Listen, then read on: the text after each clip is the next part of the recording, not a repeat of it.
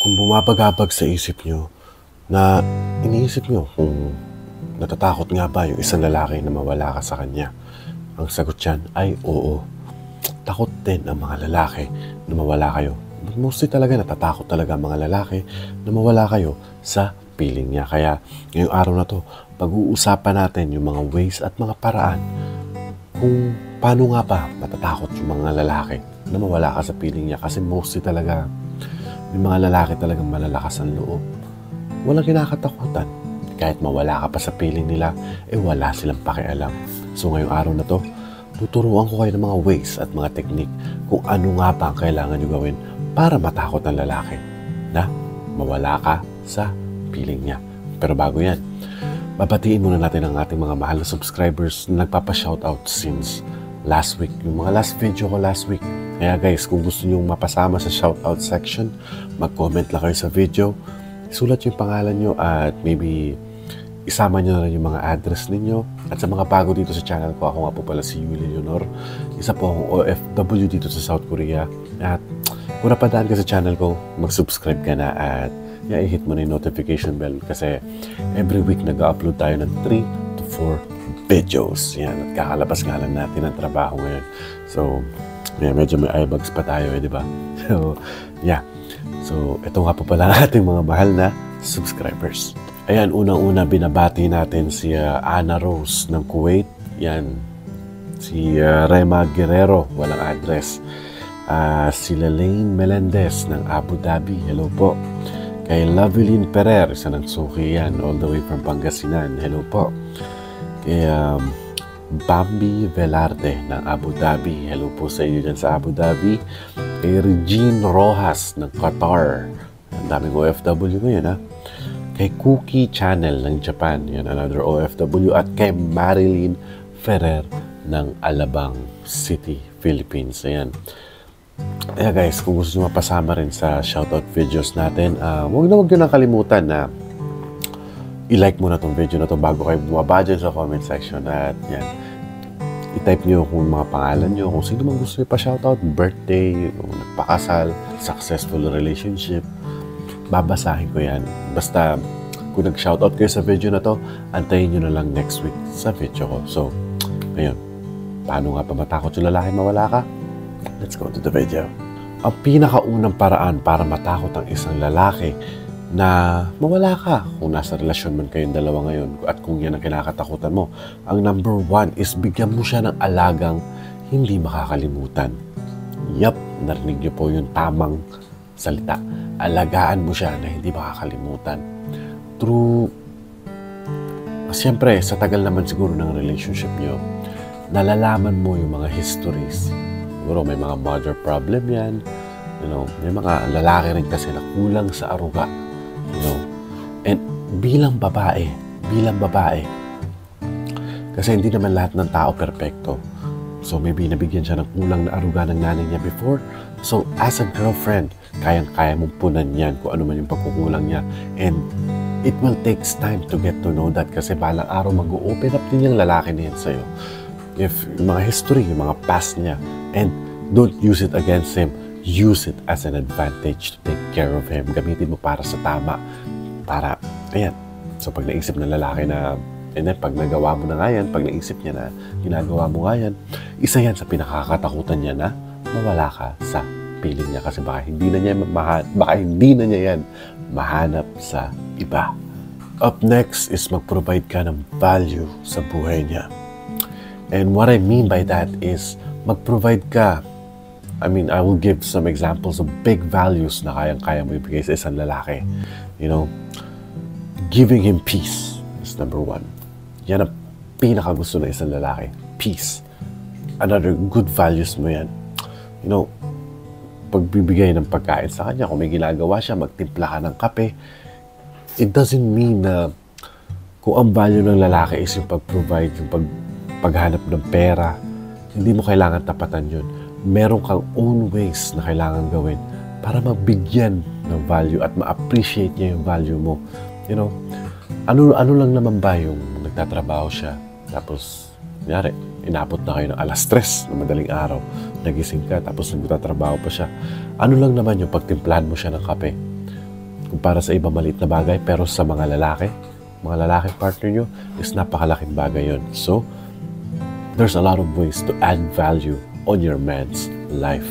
Up next is you better know what he needs. Kung ano yung mga kailangan niya.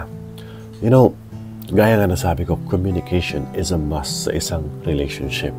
So, by asking what he needs, you know, mapupunan mo lahat ng mga kailangan niya sa buhay. Kasi minsan, kapag kinukulang nga kayo sa communication, hindi mo na natatanong kung ano nga ba yung mga gusto niya. And sometimes you'll end up namumukha kang selfish sa mata niya kasi, you know, baka puro pansariling gusto mo lang palagi yung mga sinusunod. So, you better know what he needs to. Mapamaterial na bagay man yan or yung mga basic commodities na kailangan niya sa pang-araw-araw.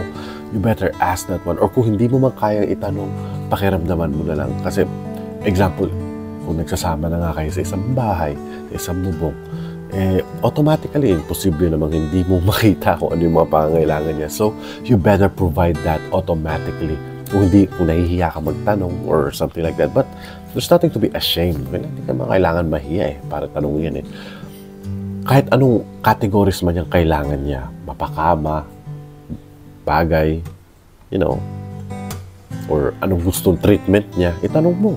Itanong mo. Kung anong treatment na gusto niya na galing sa'yo, kung ano yung mga ayaw niya, tanong mo. Because, you know, we guys are like, you know, nahihirapan kami makiramdam minsan, you know, basic sa amin yun. Hindi kami magaling makiramdam. At least kung nagagalit nga kayo, wala kaming kaalam-alam di ba?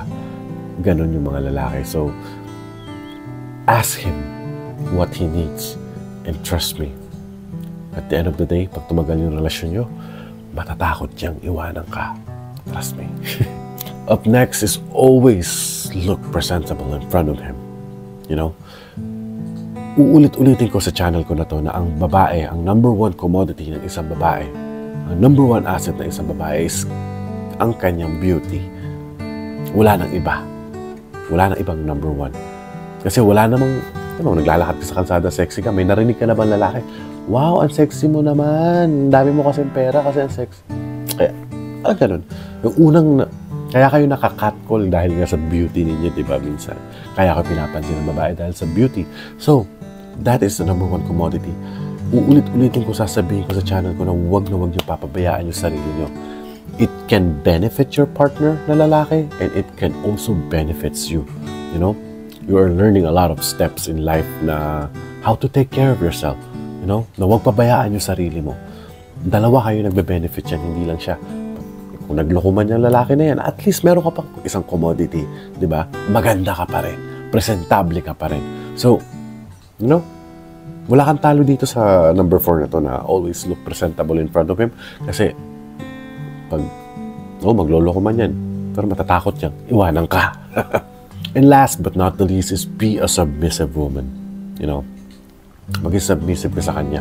Kasi, may share lang ako. Last Saturday, umatin ako sa kasal. And pinakinggan ko yung vow ng pastor sa isang church. Siguro, nanonood kayo ng Instagram ko or sa Facebook, may in-upload akong kumakanta ako sa kasal. And habang kinakasal sila, yung tumatak talaga sa isip ko na sinabi ng pastor, the vow sa kasal is, be submissive to your husband. And dapat alam niyo yung ibig sabihin yan bago kayo magsabi ng I do. Kasi napaka-importante yan. No, the man should feel like a king for you to be able to feel like a queen. Kasi automatic yan. Pag tinrato mo yung lalaki na parang hari siya, ibibigay niya sa iyo yung mundo.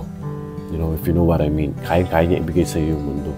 Pero kung nagkukumpit kayo sa isang masculine na, you know, na trono, kung parehas kayong maskulado, it doesn't gonna work out and you're going just to make your life a living hell kung ganun nga lang yung ginagawa nyo. So, one of you, you should be submissive to your husband as a girl. You know, be feminine, maging babae ka sa kanya.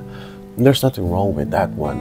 As long as yung lalaki is kayang mag-provide, nagtatrabaho, nagsisikap, be feminine. Don't be afraid to be submissive. Ayun lang sasabihin ko. And wag na wag kayo maging afraid na ay subscribe tong channel ko. At yeah, of course, do not forget to follow my Instagram right here. Ayan, dumadami na rin yung mga nakafollow na mga followers ko dito sa mga subscribers ko dito sa YouTube na nasa Instagram. Kaya gawin nyo ng 1,000 subscribers yung Instagram ko. So guys, thank you so much for the bottom of my heart. 54,000 na po tayo ngayon. Yan, dahan-dahan tayo umaangat. Yan, sana bago magkatapusan maging 55,000 na rin tayo. Sana naman, baka naman. So i-share nyo sa mga nangangailangan. At baka may makakakilala kayo na may mga concern. Pwede kayong mag-comment ng mga problema niyo at binabasa ko yan one by one pag may time ako. And ginagawan ko yan ng topic, ng subliminal topic lang, but not direct kasi ayoko i-mention yung mga pangalan. So, without no further ado, ako nga po pala si Yuli Leonor at lagi tatandaan, mahal na mahal ko kayo. Peace out.